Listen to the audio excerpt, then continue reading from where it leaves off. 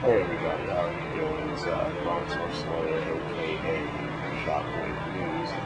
I'm going to be doing a review on Dantes Inferno game today. Speaking of the love fact, it just got my voice back just a few hours ago, so it's been a while. I've been in HPA for the past week. It's only been like 5 days. I mean, this is one day, so it's sad. It's almost sad. I was just saying that. But anyway, my name's Paul Christian. Yeah, we're going to talk about Dantes Inferno.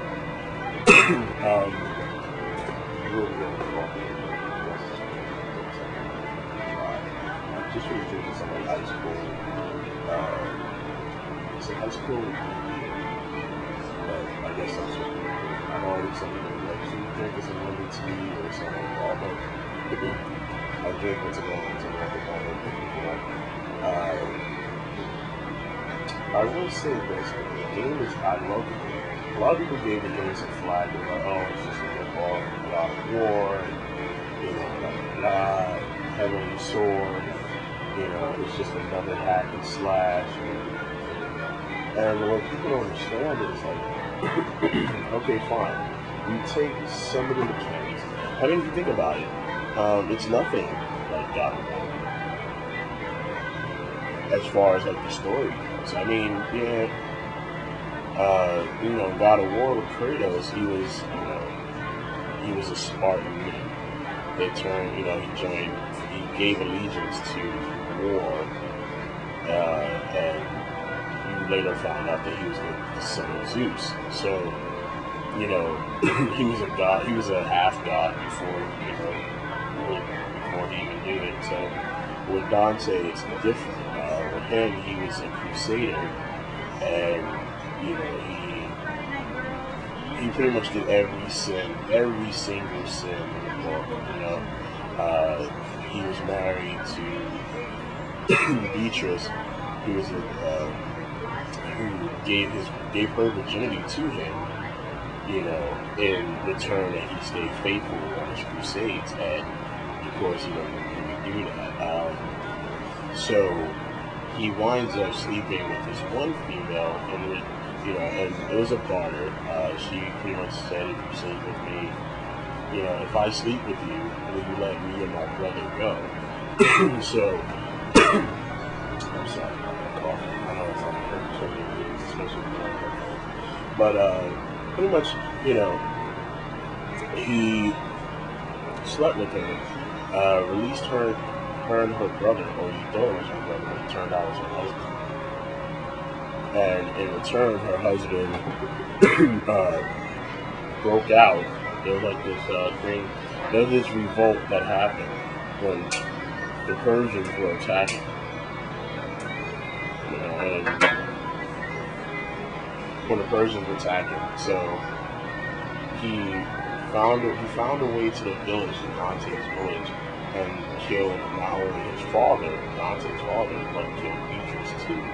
And this was also while Beatrice had made a deal with Lucifer, who, pretty much wanted Beatrice because of her purity, and said, she pretty much said, I'm so sure that Dante was so faithful to me that I will give my soul if I'm wrong.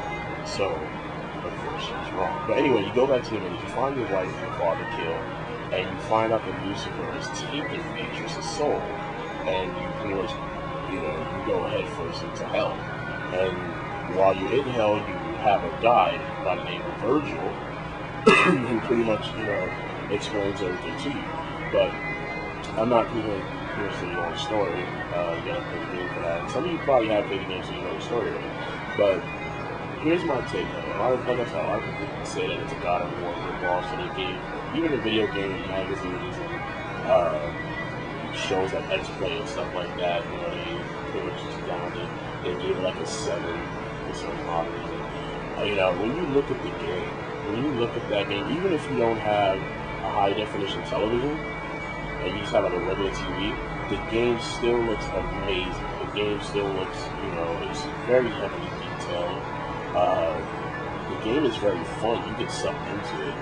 You know, like for me, I can never play it straight through. I know I could if I wanted to, but I've always played it at times where, like, you know, it was either late at night or whatever, and I would get tired like halfway through, and you know, I had to finish the other half when I woke up. And you know, it is an enjoying game. It's a very enjoying game. The puzzles kind of slow it down a little bit. It just slows. It does that for a reason, because you know, if everything was so fast paced, you would beat the game in like 2 hours, 3 hours, 4 hours tops.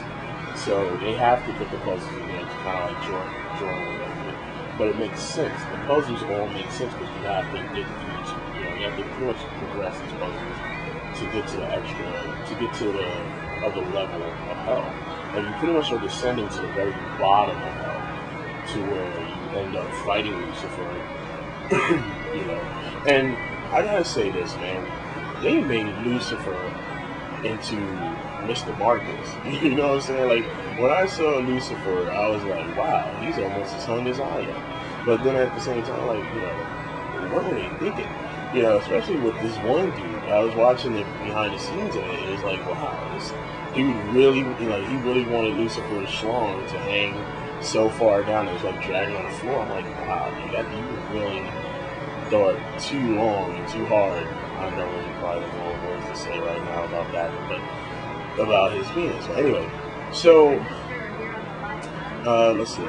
As far as the audio goes, the audio it's good. It's a good audio. It's not bad acting. It's kind of like Shakespearean acting. And some people aren't into Shakespeare, especially like the younger generation, so it kind of gets lost on them. They're like, oh, this is boring. You know, especially when Virgil talks. They're like, oh, I just want to skip through this and da-da-da. You know, it's like, okay, I just want to play. But, you know, for me, I'm kind of old school, and I grew up on Shakespeare plays. So for me, it was you know, I was entertained. For anybody else who's into, like, the Shakespearean plays, why is it that no matter where I go, even in Hershey, PA, there are sirens? What the hell? Every time I do a review, there has to be a siren in a distance. I'm not doing this, folks. I'm not the one that's making, like, siren. I don't have the sound effect equipment to make the siren and stuff. That's actually the siren out, you know, that's, because where I'm at, the section of Hershey Hotel that I'm at, it's towards the front of the hotel, and there's a highway not too far from there. So, of course, you're going to hear, like, cars go by. Sometimes you'll hear, like, a siren, too. But I figured, you know, it's like 11:30. It's like 11, almost 11:40 at night. So I figured there should be no siren, especially in Hershey, but apparently there is. But, anyway, as far as the visuals of it, I got to say the visuals, you know, that's what made me want to buy the game, was the visuals. I mean, you look at the detail that went into the stages of hell. It's like, you get amazed, you get sucked into it. It reminds me a lot. Of Clive Barker stuff, you know. I don't know what you're saying. You shouldn't be smoking if you just got your voice back. It's not good. That body's sounding a little gay or something. Whatever. I don't care. I'm doing a review, folks. Anyway, so the visuals, that's what made me want to buy the game. Like, when I saw the visuals for it, and this was before they even showed, like, the first commercial for it on the Super Bowl, for last year's Super Bowl. When I saw the visuals, you know, at the E3 for, the E3 unveiling for Dantes Inferno, I was like, I gotta get that game. I just got to. Yeah, that was one of the first games I wanted to get for my PS3. But when I got the game, I was like excited. I was like, I gotta, you know. As soon as I got home, I popped the game in. I played and played and played and played. And the thing is, as far as the gameplay goes, you know, you're not gonna play the game just once. Nobody just plays that game just once and goes, okay, I'm done. There's nothing else to do. I've unlocked everything. You know, no. I mean, there's trophies and achievements depending on what system you have it for. On top of that, you have all this stuff that you need to unlock. Like, you got your holy and you got your unholy that you need to unlock, right? So if you are able to unlock both, all of them, you're pretty much untouchable. Like, you're blazing through the game pretty easily. especially if you have a lot of the relics. But there's some of the relics that help you out drastically in that game. Like there's one relic in particular. Like if you have these 3 relics, all pretty much if you have them all chosen at the same time, you're damn near untouchable. Like there's one that it eats up your attacks by like 20%, and then on top of that, when you're holy side, you got another you get this other achievement where you get like another 15 to 20% damage reduction. Then on your unholy side, it's the same thing. So that's pretty much 60%. That's almost 60% damage absorbed. So you're not taking hits like that. And you need those, especially when you get towards the later part of the game, where you got these fucking dudes who will cheese the hell out of you. When they like, especially that fire dude, I forgot the name of him, but you have this fire dude, and this is before you get to this is right before you get to like the Coliseum part, where you have to do like the 10 Coliseums of the sea and all that shit. When you get that fire dude, you're gonna be there. You can get a lot of hits off of him, yeah, but you're gonna be there a long time, especially when you're doing crosses and combinations and shit. Because you gotta keep crossing the dude until you blow his fire out, and then you gotta attack him, right?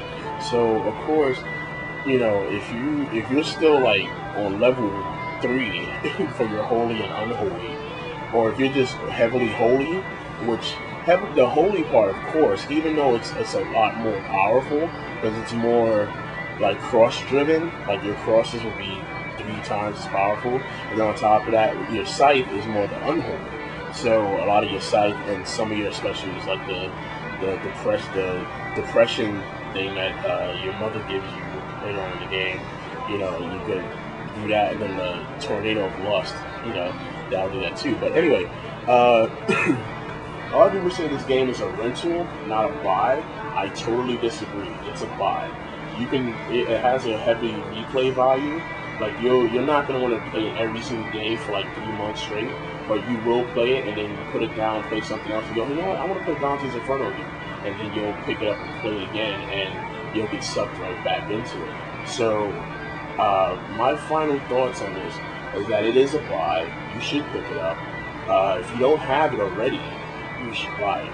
If you had it and you just gave it, gave it to GameStop or some traded it in, or gave it to somebody, you should get it back, because it's a pretty good game. You're gonna be kicking yourself later on. You're like, hey, I want to play Dantes Inferno again.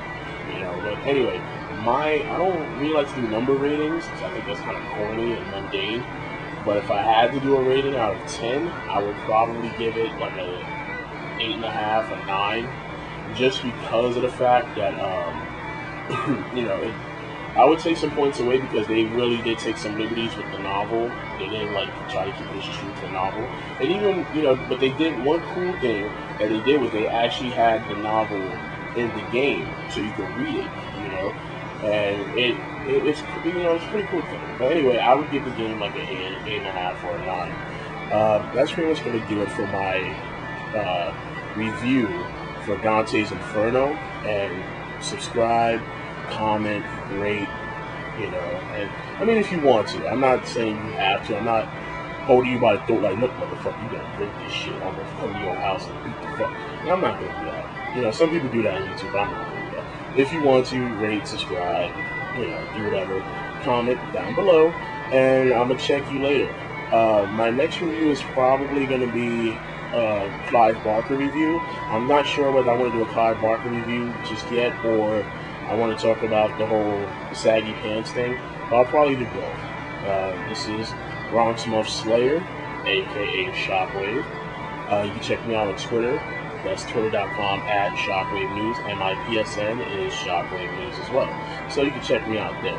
And with that, I would just say mahalo.